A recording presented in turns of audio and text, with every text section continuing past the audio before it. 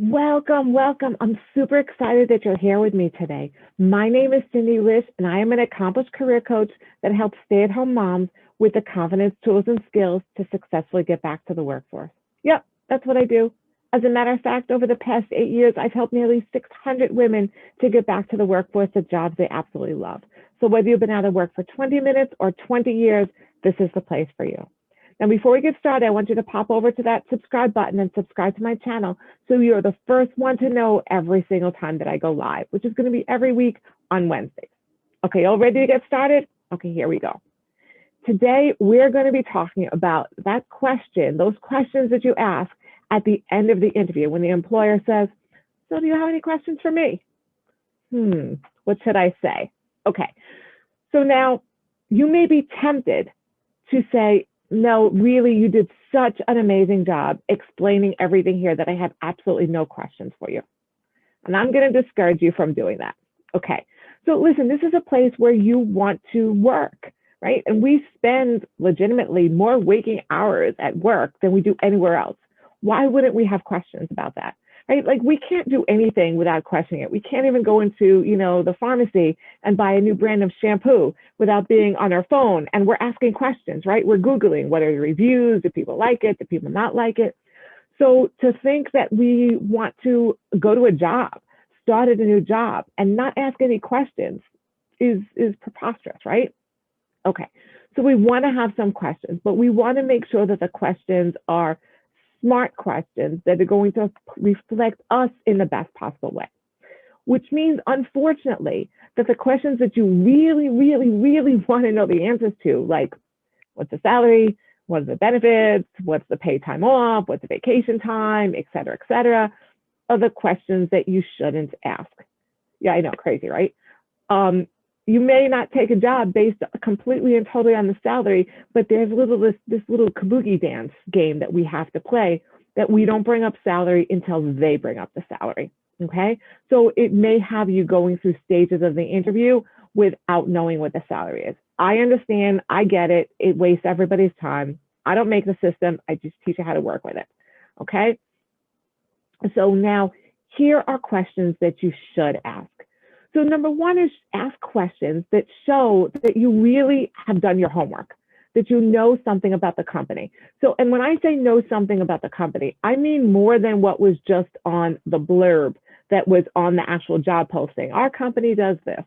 No, I mean go and visit the website, know more about the company, know who's their market, who's their audience, what do they do, who do they service? Look them up, Google them, look them up. Are they in the news? Did something just happen? Is something exciting going on? Do they have growth happening? Et cetera, et cetera, et cetera. Now, of course, we want to make sure that all the questions that we're asking them are positive, and we want to make sure that the questions are not things that we could have easily found out by just looking them up on their website, but something that goes more in depth, that goes further. I see that you're involved in this. Could you tell me more about that? Okay, what's your favorite part about working here? How is this going? What are the projections for the company for the next 3 years, 5 years? Things like that. Those are all questions that are decent questions. Also make sure that you understand who you're asking the questions of. Okay, so somebody in HR is going to have a different insight into the company and a different level of knowledge and understanding versus, say, the director of the company. Okay, so understand who you're asking the questions of. Other questions that I really like, things that are very good questions, I love, what would you like me to accomplish in the first 90 days, right? So that shows your interest in the position, and you want to see, okay, what are you looking for? And it has them putting that out there on the table, which then also gives you the opportunity to gain insight into what do I have to convey to them? What do I have to show to them? What story should I be telling of my own to show this is what they want in the first 90 days? How can I show them that I'm the right person for that? Right? So it helps you, number one, learn about the company, learn about the role, see what's required, but then also show how you can display that to them. So that's why it's a really beneficial question for you. Who am I going to be working with? Who will I be reporting to? How many people are on my team? These are all fantastic questions.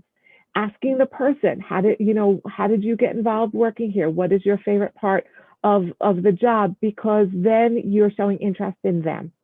And people love to talk about themselves. So it's going to make the interview process a comfortable process for everybody if you're giving them an opportunity to talk about themselves. I would come into the interview with 3 questions planned in your mind, at least 3 questions. 3 questions is the amount of questions that you want to ask. It wouldn't ask more. And 1 is kind of not enough. So 3 questions is a really good amount of questions to come in there to ask them. Again, we're asking questions that are not about salary or time off or vacations or benefits or anything else like that, flex time. That's going to come later on once the offer is made. And we're asking questions that show our genuine, true interest in the company, in what's going on, and show our interest in what we can do, what we can bring forward, what we're bringing to them. Okay. I would shy away from asking questions like, what does an ideal candidate look like? Because then you're really saying to them, do I have it or not? Right? Do I have what you're looking for? Am I missing? And we certainly don't want to get anything where we're going to have, a confrontational kind of position with the questions. So I would avoid questions that are in that way. Okay.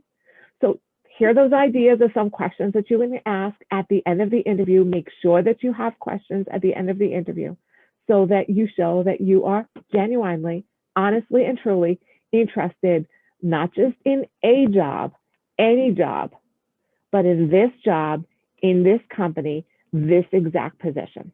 Okay.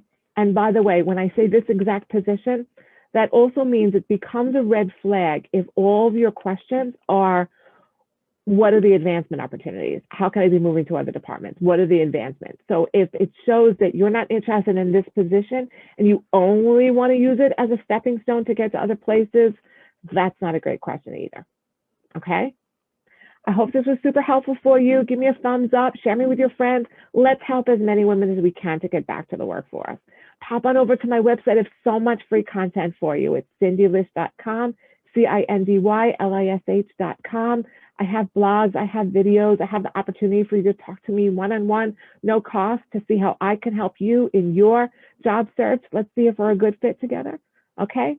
I hope that you have a productive week. Always remember that you're a warrior, and I will catch you the next time. Until the next time, bye-bye.